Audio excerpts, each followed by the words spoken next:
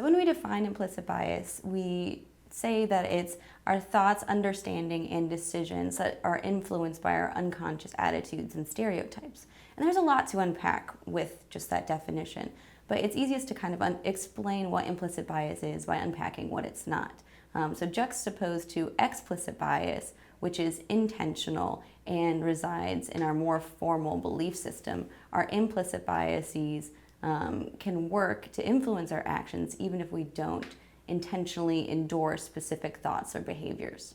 We have kind of a negative perception of the word bias in itself. So it really just means a natural proclivity one way or another. So as all of us as human beings, as we interact within the world, we have those proclivities. So when we say that we have unintentional biases, we all have them in one way or another. And we can hold those toward a variety of different identities.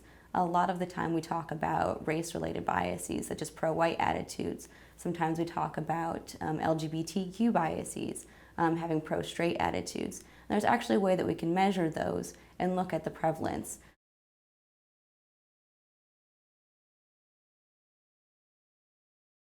So the test has been shown to be incredibly reliable in terms of the test-retest validity.